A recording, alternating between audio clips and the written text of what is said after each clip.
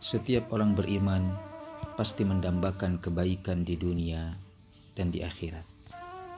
Setiap setelah sholat ataupun di banyak kesempatan lainnya, kita selalu memanjatkan doa, Rabbana atina fid dunya hasanah wa fil akhirati hasanah wa qina adzabannar. Ya Tuhan kami, berikanlah kepada kami kebaikan di dunia dan kebaikan di akhirat, dan peliharalah kami dari api neraka. Rasulullah SAW memberi petunjuk praktis untuk merealisasikan doa tersebut dalam sebuah hadis. 4 perkara yang apabila diberikan kepada seseorang maka sungguh dia telah mendapatkan kebaikan dunia dan akhirat. Pertama, hati yang senantiasa bersyukur. Kedua, lisan yang senantiasa berzikir. Ketiga, tubuh yang bersabar ketika mendapat cobaan. Dan keempat, istri yang berusaha tidak berkhianat pada dirinya dan harta suaminya. Hadis riwayat At-Tabrani.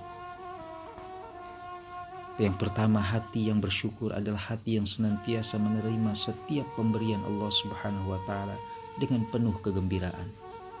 Sekecil apapun pemberiannya, diterima dengan penuh kebahagiaan dan dianggap sebagai nikmat. Orang yang hatinya selalu bersyukur tidak akan bersedih dan berkeluh kesah ketika mendapat nikmat sekecil apapun dan tidak sesuai dengan ekspektasinya. Perasaan gembira dan bahagia ketika mendapat nikmat akan mendatangkan kebaikan dunia dan akhirat dalam bentuk keberkahan, yaitu bertambahnya kebaikan. Yang kedua, lisan yang berzikir merupakan ekspresi keimanan dan rasa syukur kepada Allah Subhanahu wa Ta'ala.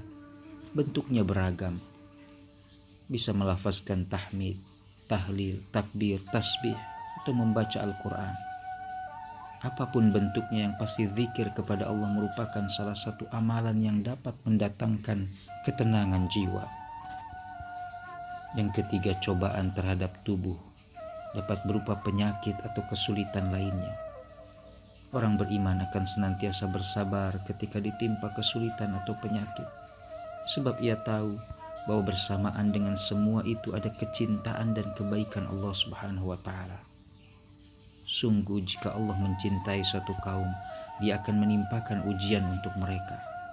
Barang siapa yang ridho, maka ia yang akan meraih ridho Allah. Barang siapa yang tidak suka, Allah pun akan murka. Yang keempat, salah satu ciri istri salehah adalah mampu memelihara diri dan harta suaminya.